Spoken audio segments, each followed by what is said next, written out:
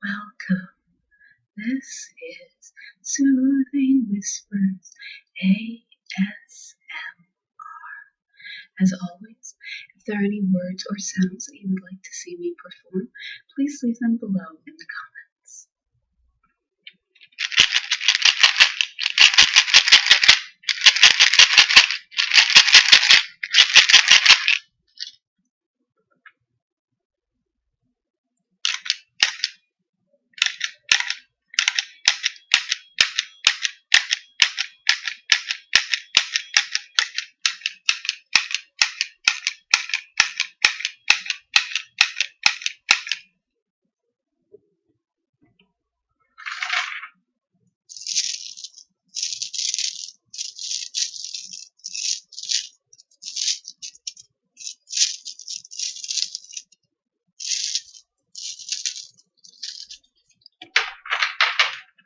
Today, I thought we could continue reading some more Aesop's Fables. As it turns out, it seems to be a very long book, and there are many, many fables for us to go through. We're going to start with the dogs and the fox. Some dogs found the skin of a lion and furiously began to tear it with their teeth. A fox chanced to see them and laughed scornfully. If the lion had been alive, he said, it would have been a very different story. He would have made you feel how much sharper his claws are than your teeth. The moral: it is easy and also contemptible to kick a man that is down. Next up is the dogs and the hides. Some hungry dogs saw a number of hides at the bottom of a stream where the tanner had put them to soak. A fine hide makes an excellent meal for a hungry dog, but the water was deep, and the dogs could not reach the hides from the bank. So they held a council and decided that the very best thing to do was to drink up the river. All fell to lapping up the water as fast as they could, but though they drank and drank until, one after another, all of them had burst with drinking, still, for all their effort, the water in the river remained as high as ever. Moral: do not try to do impossible things. That does seem like a slightly poorly conceived plan, just a little bit. Next up is the rabbit, the weasel, and the cat. A rabbit left his home one day for a dinner of clover, but he forgot to latch the door of his house, and while he was gone, a weasel walked in and calmly made himself at home. When the rabbit returned, there was the weasel's nose sticking out of the rabbit's own doorway, sniffing the fine air. The rabbit was quite angry, for a rabbit, and requested the weasel to move out, but the weasel was perfectly content. He was settled down for good. A wise old cat heard the dispute and offered to settle it. Come close to me, said the cat. I am very deaf. Put your mouths close to my ears while you tell me the facts. The unsuspecting pair did as they were told, and in an instant the cat had them both under her claws. No one could deny that the dispute had been definitely settled. Moral: the strong are apt to settle questions to their own advantage.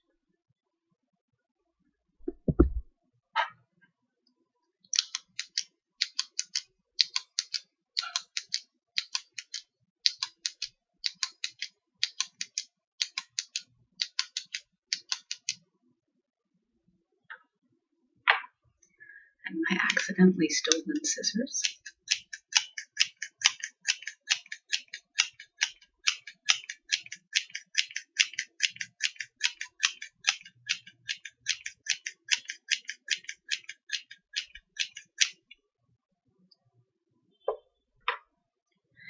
Next up, we have the bear and the bees. A bear roaming the woods in search of berries happened on a fallen tree in which a swarm of bees had stored their honey. The bear began to nose around the log very carefully to find out if the bees were home. Just then one of the swarm came home from the clover field with a load of sweets. Guessing what the bear was after, the bees flew at him, stung him sharply, and then disappeared into the hollow log. The bear lost his temper in an instant, and sprang upon the log tooth and claw to destroy the nest. But this only brought out the whole swarm. The poor bear had to take to his heels, and he was able to save himself only by diving into a pool of water. The moral: it is wiser to bear a single injury in silence than to provoke 1,000 by flying into a rage.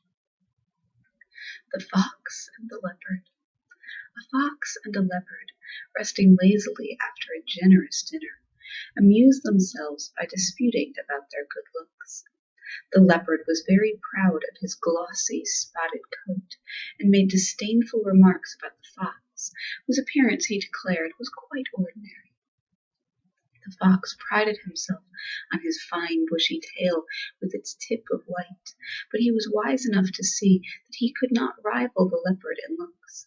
Still, he kept up a flow of sarcastic talk, just to exercise his wits and to have the fun of disputing. The leopard was about to lose his temper when the fox got up, yawning lazily. "You may have a very smart coat," he said, "but you would be a great deal better off if you had a little more smartness inside your head and less on your ribs, the way I am. That's what I call real beauty." Moral: a fine coat is not always an indication of an attractive mind. Very true. Next up is the heron. A heron was walking sedately along the bank of a stream, his eyes on the clear water, his long neck and pointed bill ready to snap up a likely morsel for his breakfast.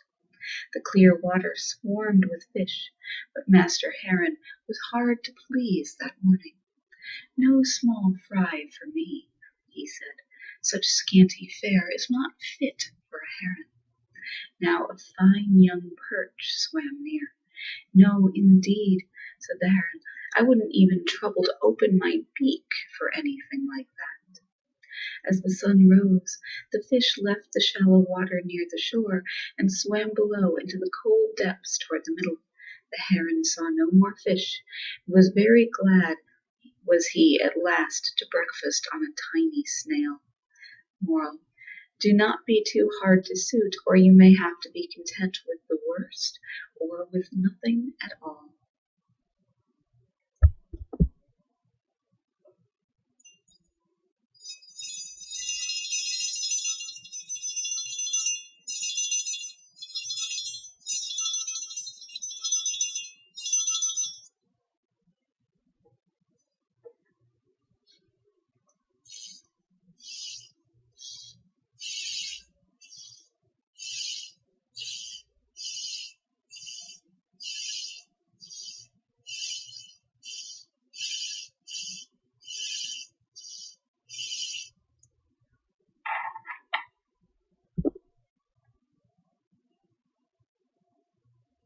Next we have the cock and the fox.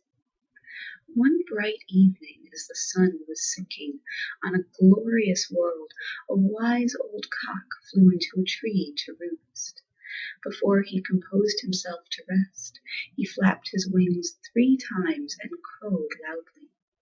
But just as he was about to put his head under his wing, his beady eyes caught a flash of red and a glimpse of a long pointed nose, and there just below him stood Master Fox.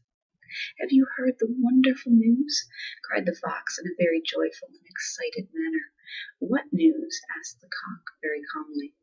But he had a queer, fluttery feeling inside him, for, he was very much afraid of the fox.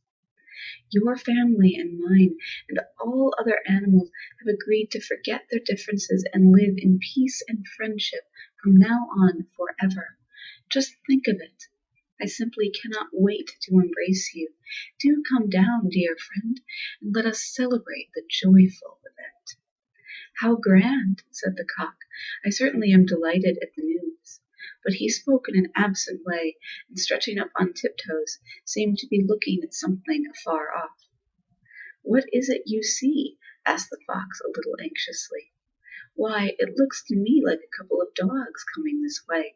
They must have heard the good news, and—" But the fox did not wait to hear more, Off he started on a run. "Wait!" cried the cock. "Why do you run? The dogs are friends of yours now." "Yes," answered the fox, "but they might not have heard the news. Besides, I have a very important errand that I had almost forgotten about." The cock smiled as he buried his head in his feathers and went to sleep, for he had succeeded in outwitting a very crafty enemy. Moral: the trickster is easily tricked. And for our final fable of the evening, the dog in the manger. A dog asleep in a manger filled with hay was awakened by the cattle, which came in tired and hungry from working in the field. But the dog would not let them get near the manger, and snarled and snapped as if it were filled with the best of meat and bones, all for himself. The cattle looked at the dog in disgust. "How selfish he is," said one. "He cannot eat the hay, and yet he will not let us eat it who are so hungry for it." Now the farmer came in. When he saw how the dog was acting, he seized a stick and drove him out of the stable with many a blow for his selfish behavior. Moral: do not grudge others what you cannot enjoy yourself.